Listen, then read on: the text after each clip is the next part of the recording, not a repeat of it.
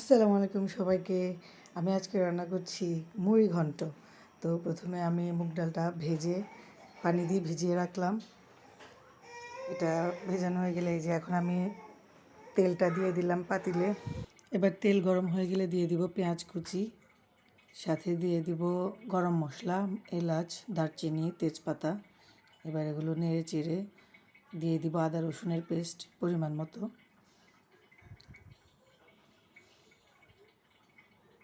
এবার এগুলোকে নেড়ে চেড়ে দিয়ে দিব পেঁয়াজের পেস্ট। এই যে আমি এখানে পেঁয়াজ পেস্ট করে নিয়েছি। এবার দিয়ে দিলাম মশলা গুঁড়ি, ধনিয়া গুঁড়া, মরিচের গুঁড়া, তারপর হলুদের গুঁড়া, এখানে হচ্ছে জিরা গুঁড়া। এবার দিয়ে দিব লবণ। এবার নেড়ে চেড়ে মশলাটা কষিয়ে নিব। দিয়ে দিলাম এখানে কাঁচামরিচ, পরে আবার দিব এখানে অল্প কেটে দিলাম। এবার গরম পানি দিয়ে ঝোলটা কষিয়ে নিব। ঝোলটা মোটামুটি কষানো হয়ে গিয়েছে।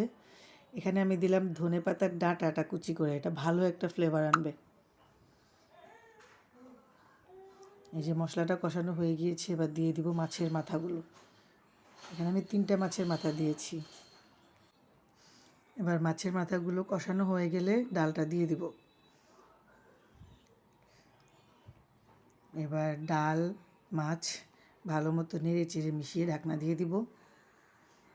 মোটামুটি ডাল মাছ দুইটাই কষানো হয়ে গিয়েছে, মশলাও ভালো মতো ঢুকে গিয়েছে। এবার আরও 7-8টা কাঁচামরিচ দিয়ে দিলাম। এবার দিব বেরেস্তা। বেরেস্তাটা রেডি করে নিচ্ছি। নামানোর আগে হালকা একটু 5 ফোড়ন দিয়ে দিলাম আমি। এই যে বেরেস্তাটা রেডি দিয়ে দিলাম।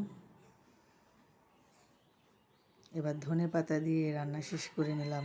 এটা কিন্তু অনেক মজা লাগে আমার। কার কাছে মুড়ি ঘন্ট ভালো লাগে জানাবেন কিন্তু অবশ্যই। কে কে পছন্দ করেন। সবাই ভালো থাকবেন। রান্নাটা কেমন হয়েছে জানাবেন। আল্লাহ হাফেজ।